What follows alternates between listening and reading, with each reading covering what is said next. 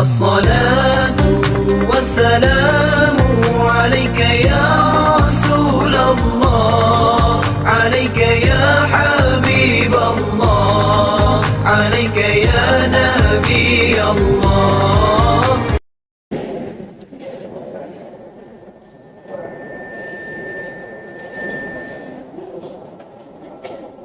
أستغفر الله العظيم الذي لا إله إلا هو الحي القيوم وأتوب إليه. أستغفر الله العظيم الذي لا إله إلا هو الحي القيوم وأتوب إليه. أستغفر الله العظيم الذي لا إله إلا هو الحي القيوم وأتوب إليه. أعوذ بالله العظيم وبوجهه الكريم وسلطانه القديم من الشيطان الرجيم. بسم الله الرحمن الرحيم. الحمد لله رب العالمين. نحمده ونستعينه ونستغفره ونتوب إليه ونعوذ بالله من شرور أنفسنا ومن سيئات أعمالنا. من يهده الله فلا مضل له ومن يضلل فلا هادي له. أشهد أن لا إله إلا الله وحده لا شريك له وأشهد أن سيدنا محمدا عبده ورسوله. اللهم صل على سيدنا محمد الفاتح لما أغلق والخاتم لما سبق ناصر الحق بالحق والهادي إلى صراطك المستقيم وعلى آله وصحبه حق قدره ومقداره العظيم. سبحانك لا علم لنا إلا ما علمتنا إنك أنت العليم الحكيم. قال رب اشرح لي صدري ويسر لي أمري واحلل عقدة من لساني يفقه قولي. أما بعد. السلام عليكم ورحمة الله وبركاته. Alhamdulillah summa alhamdulillah. Pertamanya dan buat selama-lamanya, marilah sama-sama kita rafa'kan kesyukuran kehadrat Allah Subhanahu wa ta'ala, kerana dengan izin Allah kita dapat bersama-sama beribadah salat secara berjamaah. Mudah-mudahan Allah Subhanahu wa ta'ala menerima segala amal ibadat kita, mengampuni segala dosa-dosa kita, merahmati kita, dan juga mengharapkan agar Allah kurniakan kita syurganya. Amin ya rabbal alamin. Hadirin hadirat muslimin muslimat yang dikasihi Allah Subhanahu wa ta'ala. Sambungan kita pada malam ini dari kitab 40 kisah menarik dari Al-Quran. Kisah yang seterusnya, kisah yang ketujuh. Abu Bakar As-Siddiq menampar muka pendeta Yahudi. Hadirin hadirat muslimin muslimat yang dikasihi Allah Subhanahu wa ta'ala. Siapa yang tak kenal perangai Yahudi? Pertama sekali, siapa yang tak kenal perangai Yahudi? Allah Subhanahu wa ta'ala kekalkan saki baki keturunan dia adalah untuk umat di akhir zaman melihat bagaimana sikap dan perangai orang Yahudi, sehingga kan nabi-nabi mereka pun suka nak handle. Nak handle puak-puak ni bukan senang. Cuba hadirin hadirat yang dikasihi Allah Subhanahu wa ta'ala lihat, banyak-banyak umat, banyak-banyak bangsa. Bangsa mana yang paling ramai nabi? Yahudi atau disebut Bani Israel. Dalam Al-Quran banyak ke tidak ayat-ayat berkaitan tentang Bani Israel dan Yahudi? Cukup banyak. Cerita pasal Yahudi ni dikenali sebagai satu bangsa yang degil. Yahudi ni satu bangsa yang degil, dan juga sukar untuk menerima nasihat, sukar untuk menerima teguran. Bahkan mereka merasakan mereka lah bangsa yang paling bagus sekali. Sedangkan mereka sedar ataupun tidak, sebelum mereka dikeluarkan dari bumi Mesir dan mereka merantau di seluruh dunia. Sebelum itu mereka adalah satu bangsa yang sangat hina, yang dipandang hina oleh kaum Qibti, iaitu ahli keluarga Fir'aun. Bagi Fir'aun, puak-puak Yahudi ni tak ada nilai pun. Tak ada nilai. Kasta yang paling rendah sekali. Kalau di India, kasta yang paling rendah kasta apa? Tuan-tuan sebut, saya tak sebut. Kan? Memang kalau di sana, kalau disebut benda ni, kat sini pun kalau sebut, dia marah. Dia marah semua sebab sangat hina. Hadirin hadirat yang dikasihi Allah Subhanahu wa taala. Allah Subhanahu wa taala peringatkan kepada mereka, ya Bani Israel, ya Bani Israel, azkuru ni'mati allati an'amtu alaikum wa anni faddaltukum 'alal 'alamin. Bani Israel, ingat tak lagi? Kamu ingat tak ketika mana Allah Subhanahu wa taala memberikan kepada kamu pelbagai nikmat? Allah taala bagi nikmat macam-macam, nikmat Allah kepada mereka. Wa anni faddaltukum 'alal 'alamin, dan aku yang angkat kamu, aku yang muliakan kamu kat dunia ni. Sebelum tu mereka ini adalah satu bangsa yang cukup hina. Tetapi tuan-tuan, untuk pengetahuan, Bani Israel ini atau Yahudi ini satu bangsa yang tidak ada confidence sebenarnya. Tidak ada keyakinan diri pun. Bangsa yang sangat penakut sebenarnya. Yang kita tengok dia berani itu, dia berani dengan perempuan je. Yahudi yang kita tengok tu dia berani dengan budak-budak je. Kadang-kadang dengan budak pun takut, budak pegang batu kejar dia.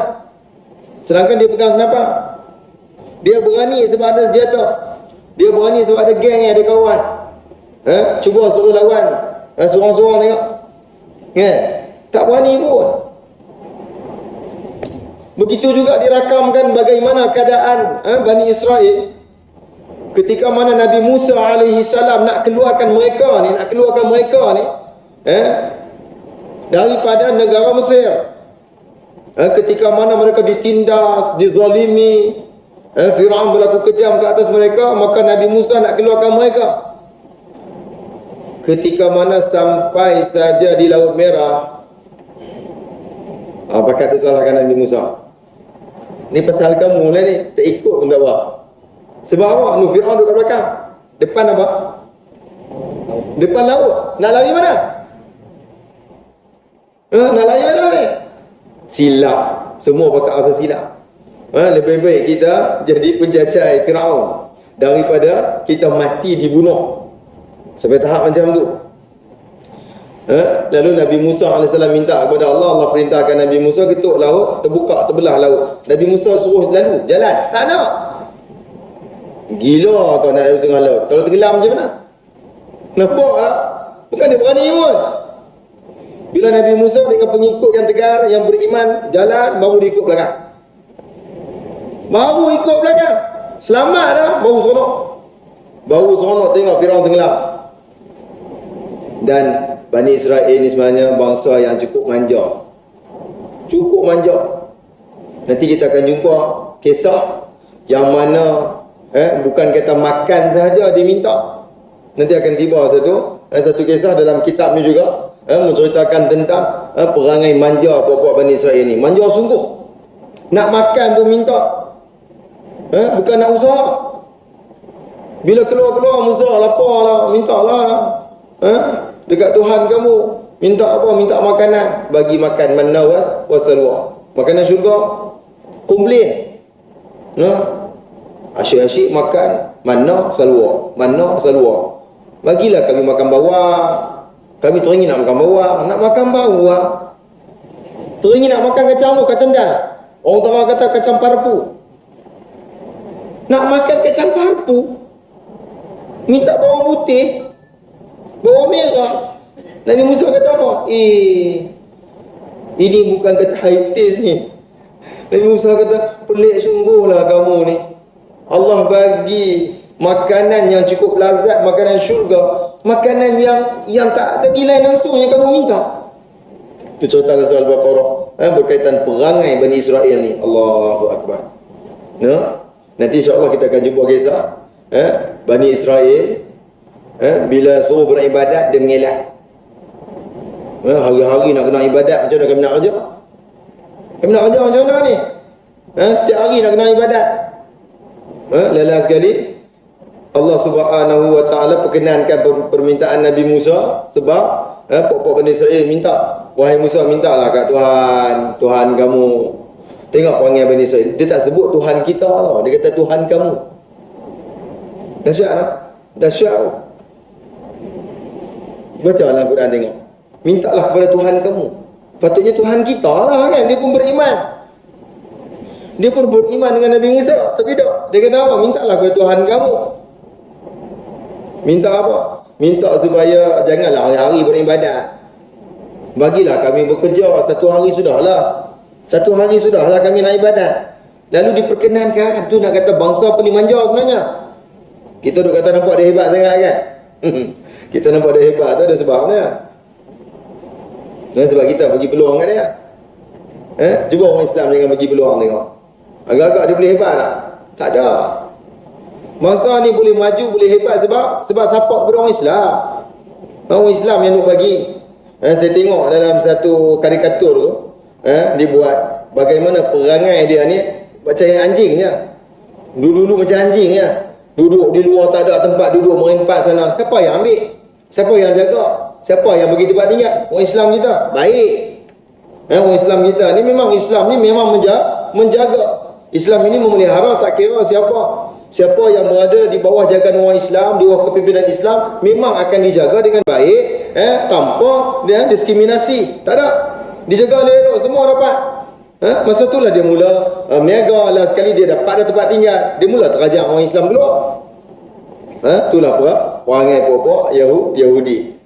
Hadirin hadirat yang dikasihi Allah Subhanahu wa taala. Bila dah dapat satu hari ibadat hari Sabtu je. Kita sambung kisah tu nanti pada rancangan yang lain. Hadirin hadirat yang dikasihi Allah Subhanahu wa taala. Maka kisah pada malam ni berkaitan tentang yang saya sebut tadi, perangai Yahudi. Antaranya lagi perangai dia apa? Perangai dia suka loya buruk. Dia suka loya buruk, dia suka putar alam, putar belit. Ni bangsa yang suka putar-putar. Dulu ada rancangan kan, saya putar Halil. Dulu ingat dulu. Orang sekarang tak tahu dah. Dulu duk tengok cerita kan, wang besar kan, putar kan. Ni bukan putar tu dah, ni dia suka putar. Putar belit, dia suka manipulasi. Dia suka menipu, dia suka main. Dia suka memperolok-olok, bahkan dia suka menghina. Sebab tu cerita dia, Abu Bakar Siddiq tak tahan sebab tampar pendeta ni.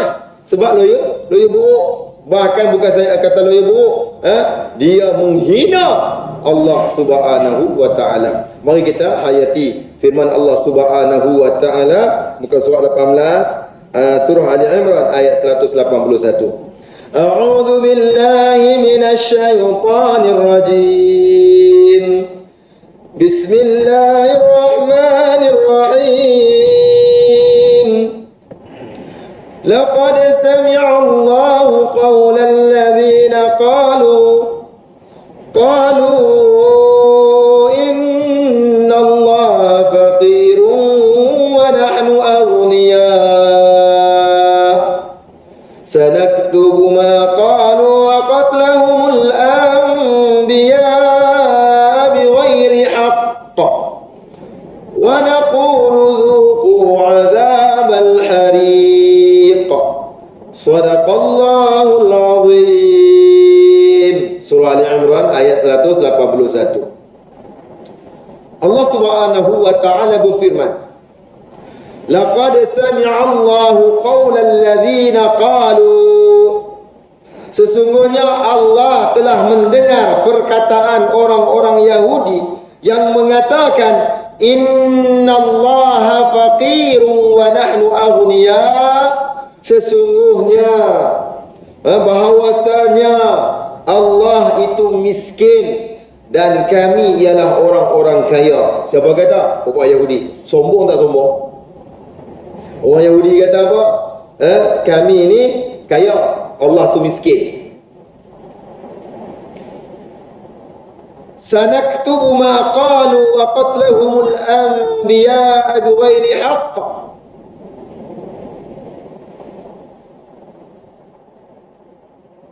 Kami itu Allah Subhanahu wa taala akan menulis perkataan mereka itu dan perbuatan mereka membunuh nabi-nabi dengan tidak ada alasan yang membenarkannya.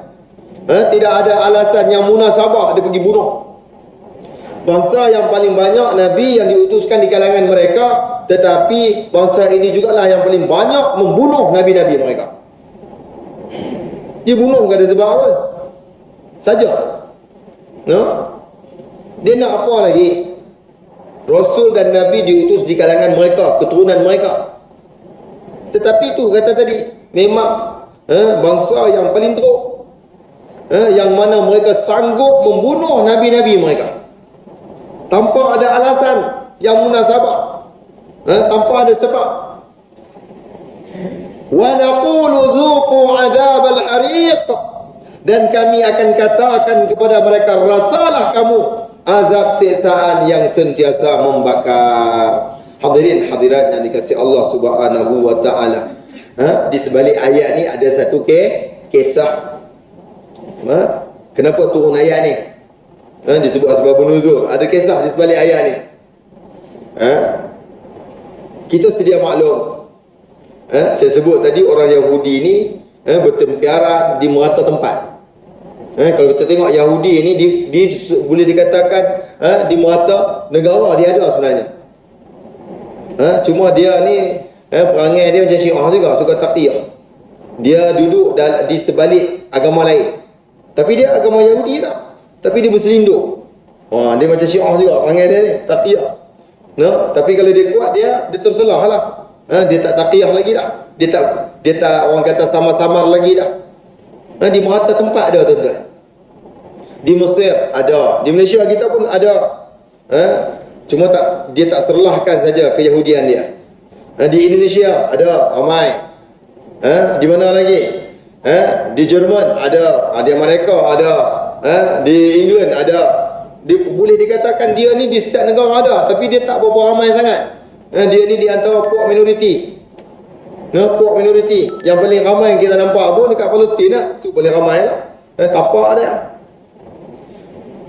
Dan segala dana-dana dia ni memang dia salurkan kepada Yahudi sedunia. Walaupun mereka ni orang kata Yahudi juga, cuma adalah dia punya kelompok keluarga ni. Dia keluarga. Macam kita lah, keluarga ada keluarga macam ni, ada keluarga macam ni, keluarga macam ni, dia macam tu. Macam kita Melayu ni banyak juga kan, Melayu. Tapi Melayu apa? Melayu Riau. Melayu apa? Melayu Banjar. Melayu apa? Melayu baca orang. Bugis. Melayu apa lagi? Jawa. Melayu apa lagi? Banyak kan? Semua Melayu. Semua Melayu. Tapi dia ada kelompok-kelompok dia. Yahudi ni pun sama, setiap negeri. Tapi dia akan support sama-sama dia. Dia akan bantu sama-sama dia, gerakan dia. Hadirin hadirat yang dikasihi Allah Subhanahu wa taala. Maka di Madinah pun ada suku. Ada suku Yahudi, yang mana di Madinah ni ada 3 suku. Ada tiga suku Yahudi. Bukan 3 suku tu yang 3 suku tak betul, no. Tadi dia kata 3 suku, Yahudi ni 3 suku. Dan memang 3 suku pun. No, Yahudi di Madinah ni ada 3 suku. Suku yang pertama, suku apa? Yahudi apa? Dipanggil Bani Quraidah. Yang kedua, Qainuqa. Yang ketiga, Bani Nadir. Ada 3. Bani Nadir, Qainuqa dengan Quraidah. Ada 3 kelompok Yahudi. Nampak Yahudi pun berkelompok, berkabilah juga. Dan mereka ini di antara Yahudi yang mana minoriti di Madinah, lalu mereka pun ikut sertalah dengan Rasulullah. Maknanya patuhlah, kan? Ikut patuh jugalah. Tapi sombong tu biasa. Walaupun dia ikut piagam Madinah, tapi sombong tu tetap. Dia rasa dia bagus walaupun dia duduk di mana? Duduk di Madinah di bawah pentadbiran Rasulullah sallallahu alaihi wasallam. Tetapi kita lihat Islam ini, kalau kita lihat dalam surah Al-Kafirun, apa disebut ayat yang terakhir? Lakum dinukum waliyadin. Islam memang orang kata ketika mana memimpin, ketika mana memerintah, Islam tidak akan menindas agama lain.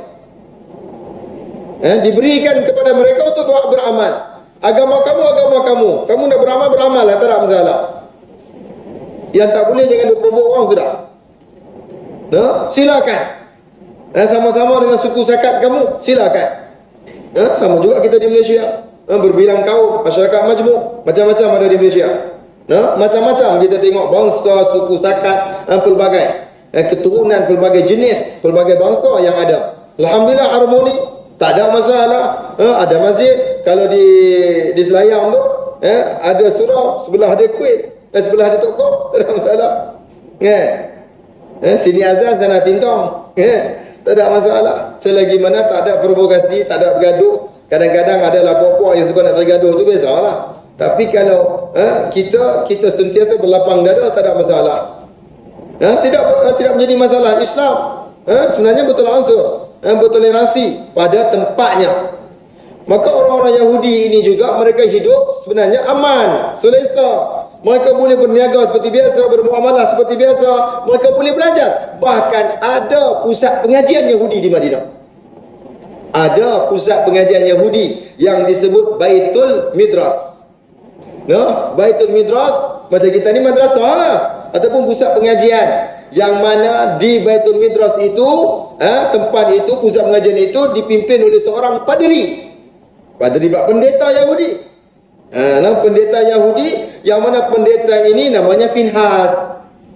Finhas ini dia mengajar agama Yahudi kepada pengikut-pengikutnya di Madinah. Pengikut dia ramai lah. Cuma kita sebagai orang Islam, menjadi tanggungjawab kita menceritakan Islam kepada mereka. Kita tidak menjadi masalah, kita menceritakan. Lalu Abu Bakar As-Siddiq radhiyallahu anhu pergilah ke pusat pengajian Baitul Midras, tempat pengajian orang Yahudi. Setelah selesai, bukan kata Abu Bakar ni dia minta tempat, okey, ni kami ni pemerintah bagi saya bercakap depan orang ramai, tak. Setelah mana Finhas selesai daripada mengajar, lalu Sayyidina Abu Bakar radhiyallahu anhu datang kepada Finhas, lalu memujuk Finhas, wahai Finhas, agamamu, agama Yahudi lebih mengenali Rasulullah sallallahu alaihi wasallam. Memang dalam agama Yahudi memang disebut nama Nabi sallallahu alaihi wasallam, memang termaktub tentang kerasulan dan kenabian Nabi Muhammad sallallahu alaihi wasallam. Lalu Abu Bakar pun pergilah kepada pendeta yang bernama Finhas tadi, yang mana dia ni orang kata di sekeliling dia ramailah pengikut-pengikut dia. Dia ni seorang cendekiawan, dan dia adalah seorang pendeta yang bijak lah, yang hebat lah, kan, yang hebat di kalangan pok-pok Yahudi di Madinah, sebab dia mengajarkan agama Yahudi kepada mereka. Lalu Abu Bakar As-Siddiq radhiyallahu anhu pergilah memujuk Finhas, wahai Finhas, bertakwalah kamu kepada Allah dan peluklah agama Islam. Kenapa Abu Bakar ajak? Kerana agama Yahudi ni sebenarnya mereka ini ahlul kitab, pendeta-pendeta. Abu Bakar tak jumpa ni yang duk mengaji, yang cikai-cikai, cerai-cerai ni dah. Yang duk anak murid ni tak jumpa yang tu. Ni jumpa pendeta dia, sebab pendeta dia lebih hebat, lebih mengetahui. Cuma pendeta-pendeta ini tidak amanah, tidak jujur. Mereka menyampaikan bukan daripada kebenaran, sedangkan mereka tahu kebenaran. Sebagaimana disebut dalam Al-Quran, ya'rifunahu kama ya'rifuna abna'ahum. Orang-orang ahlul kitab ini, kata Allah Subhanahu wa taala, mereka amat mengenali Nabi sallallahu alaihi wasallam seperti mana mereka kenal anak-anak mereka. Cuba bayangkan, kita kenal kat anak kita. Kita kenal anak-anak kita, dekat mana dia punya tumpuk kat belakang pun kita tahu. Anak kita ni ada tanda. Tanda kat mana? Kat buntut. Orang ni tak tahu. Kita tahu sebab kita jaga anak kita. Kita kenal anak kita sungguh. Masa kahwin pesan dekat menantu, ni anak saya, ni hati-hati, dia tak makan kerak. Dia tak makan kerak. Nampak? Menantu kita tak tahu. Tapi kita tahu anak kita ni alahan apa, kita tak pesan siap. Masa nikah tu beritahu siap dekat menantu. Tolong nak masak dekat anak saya ni, pesan banyak. Bapak ni nak lepas anak dara ni. Jangan main-main. Sayang sungguh anak dara tunggal pula tu. Seorang budak, risau. Dapat menantu buat lebih kurang ya. Marah kita tatang anak kita. Rupanya dia buat anak kita macam binatang. Tak marah. Aku tatang anak aku dengan penuh kasih sayang. Kan? Kita kenal anak kita. Kita tahu anak kita macam mana. Hadirin hadirat yang dikasihi Allah. Begitu juga Yahudi, Bani Israel. Mereka kenal Nabi Muhammad SAW seperti mana mereka kenal anak mereka. Sebab tu Abu Bakar datang kepada Finhash, seorang pendeta Yahudi, datang, wahai Finhash, bertakwalah kamu kepada Allah, peluklah Islam, kamu lebih kenal Nabi, kamu lebih kenal kebenaran yang dibawa oleh Rasulullah SAW. Semua tu dah termaktub dah dalam kitab Taurat dan Injil. Yang kamu duk jajah, kamu duk ajar ni. Ni Abu Bakar. Abu Bakar kata macam tu, hujan ke ni? Kata dalam masjid ada hujan. Nitip macam kali. Okey. Hadirin hadirat yang dikasihi Allah Subhanahu wa taala. Basahlah saya ni.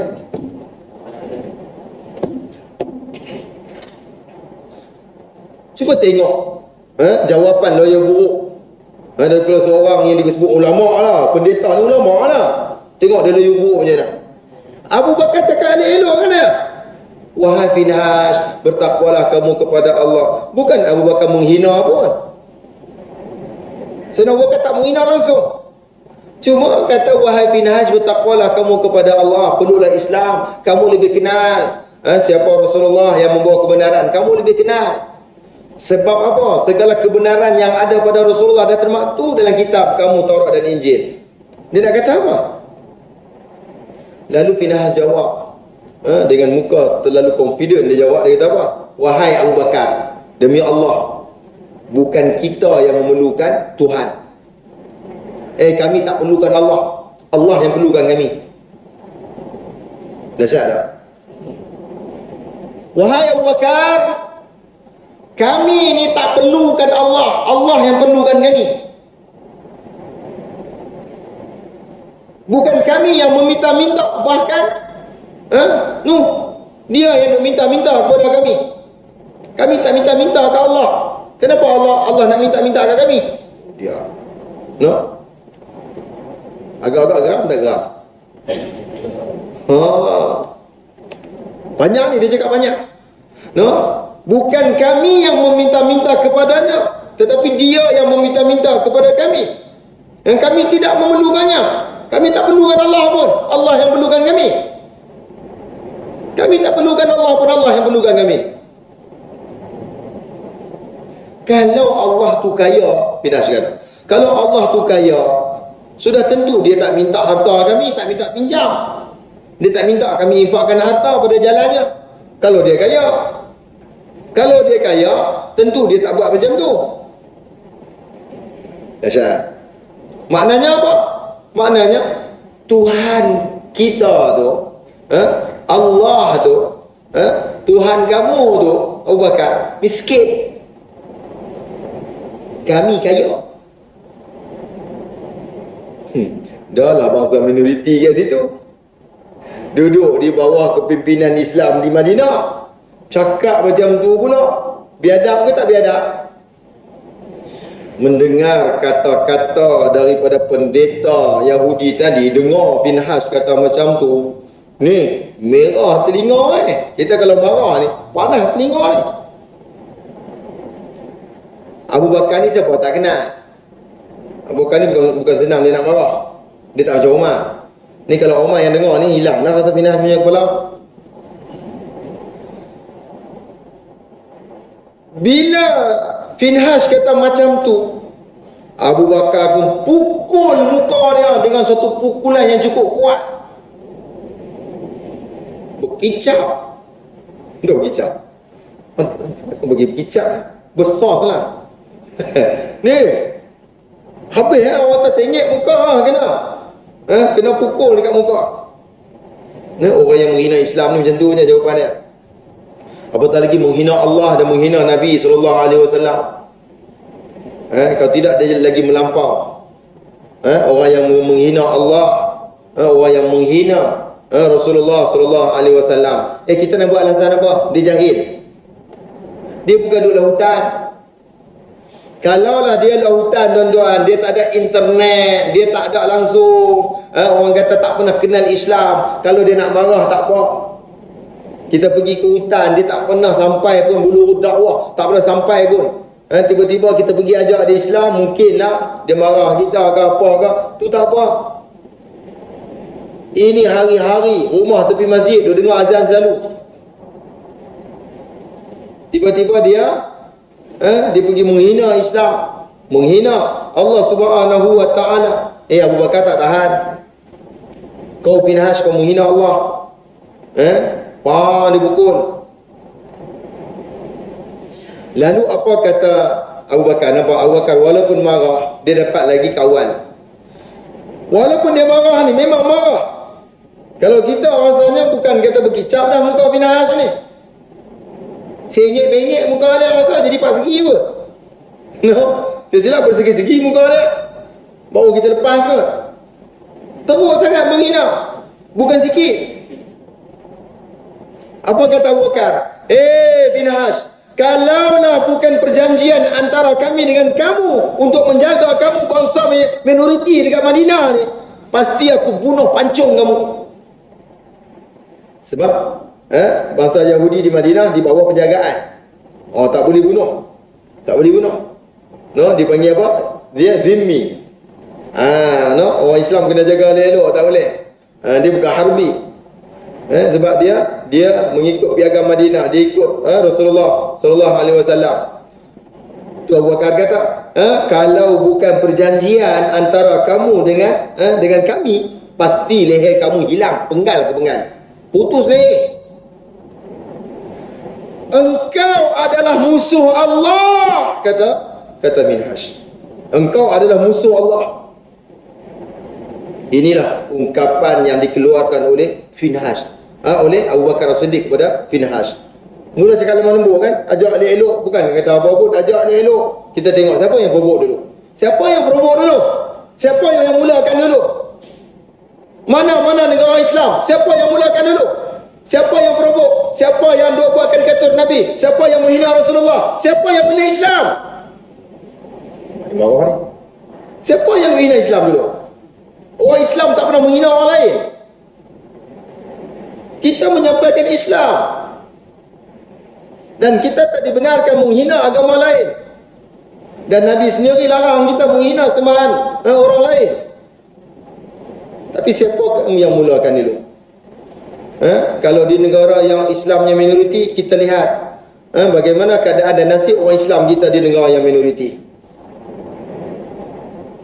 Hadirin hadirat yang dikasihi Allah Subhanahu wa taala. Perkara ini berlaku bukan hari ini, dah lama dah. Perangai pokok kafir ni. Perangai orang-orang yang mengingkari perintah Allah Subhanahu wa taala, orang yang kufur, orang yang kafir, memang perangai macam tu. Dia tak senang duduk dengan Islam. Dari dulu lagi dia tak senang duduk dengan Islam. Dia akan buat macam mana pun. Lalu Abu Bakar kata, kalau bukan perjanjian, dah lama dah aku penggal kepala kamu. Kau memang musuh Allah. Finhash pun apa lagi, ni body glove kat muka tak body glove. Kena dah bubuh kat ni, pak kat sini bengkak kot. Mengadu kat Nabi. Boleh pula mengadu kat Nabi. Kenapa tak mengadu kat tempat lain? Dia pun pergilah mengadu kepada Nabi SAW. Dia pun pergi. Dia kata, wahai Muhammad. Dia mengadu, wahai Muhammad, tengok ni muka aku ni. Kena pukul dengan Abu Bakar. Tak ada pasal-pasal dia pukul aku. Aku duduk mengajar ni elok, dia datang pukul aku. Nampak menipu tu saya kata tadi. Putar balik, menipu kuat. No? Ini orang kata kalau kencing ni bawa paling kuat lah. Suka menipu orang. Dengan Rasulullah dia tipu. Dia kata, wahai Muhammad, Abu Bakar, tak ada pasal. Tak ada pasal-pasal. Dia datang tempat Baitul Midras, aku duduk mengajar, dia tampar, dia pukul muka aku. Apa ce? Rasulullah pun pergi kepada Abu Bakar. Nampak pemimpin kan? Pemimpin yang adil macam tu lah. Pergi kepada Abu Bakar. Wahai Abu Bakar, kenapa yang kau pergi pukul muka Finhas ni? Kenapa? Kenapa kamu memukulnya, wahai Abu Bakar? Abu Bakar menjawab, ya Rasulullah, musuh Allah ni sangat-sangat biadab ya Rasulullah. Musuh Allah, dia tak sebut Yahudi lah. Dia sebut musuh Allah ni sangat-sangat biadab ya Rasulullah. Dia menghina Allah. Dia menghina Allah ya Rasulullah. Dia berkata Allah itu fakir dan mereka kaya. Ketika dia berkata begitu, saya tak dapat lagi nak menahan kemarahan saya. Lalu saya pun pukullah muka dia ya Rasulullah. Jujur Abu Bakar jawab. Tapi yang tak jujur siapa? Yang menipu siapa? Pendeta tu. Bukan ekor-ekor. Bukan ekor-ekor Yahudi. Pendeta, kepala yang mengajar orang tu menipu. Habis kalau kepala menipu ekor macam mana? Kau hari-hari kau mengajar kat Baitul Midras, kat pusat pengajian kau, kat pusat pengajian Yahudi, kau duk ajar apa-apa kau boleh menipu. Tak berlaku jujur. Lalu bila Sayyidina Abu Bakar radhiyallahu anhu jawab kepada Nabi SAW, ya Rasulullah, yang saya marah sangat sebab Finhas menghina Allah. Dia kata Allah itu fakir, mereka kaya. Saya tak tahan. Tu saya pukul kat muka dia. Lalu Finhas kata, mana ada? Saya tak kata macam tu. Mereka ni bukan mereka. Tak mengaku. Dia tak mengaku. Finhas kata, saya tak kata apa pun. Saya duduk elok ni, duduk elok. Duduk elok, mana akan pokok dan goyang kalau tak ada angin. Kan? Nabi berkawan dengan Abu Bakar ni tuan-tuan, bukan sehari. Nabi kenal Yahudi di Madinah baru beberapa hari. Nabi hidup di mana? Di Mekah. Nabi duduk di Madinah beberapa hari. Baru beberapa hari dia duduk di Madinah. Kan Nabi nak percaya dengan apa Yahudi menipu ni. Abu Bakar berkawan dengan Nabi. Nabi ni Abu Bakar beza umur 2 tahunnya. Kawan dari kecil sampai ke besar. Dan Abu Bakar tak pernah bercakap bohong dan tidak pernah mendustakan Nabi SAW. Kan Nabi nak percaya dengan apa Yahudi ni kot.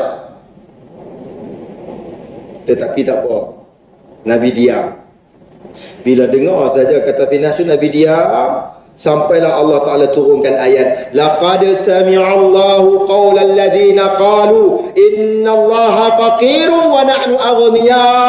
Sesungguhnya, sungguh. Ada 2 taukid kat situ. Belajar bahasa Arab, lam ni taukid, qad pun taukid juga. Dua-dua tu huruf taukid, huruf nak menunjukkan sungguh. La tu sungguh, qad sungguh. Allah sendiri yang mendengar kata-kata Yahudi. Siapa dia? Ini pendeta ni. Apa dia kata? Mereka kata apa? Innallaha faqir.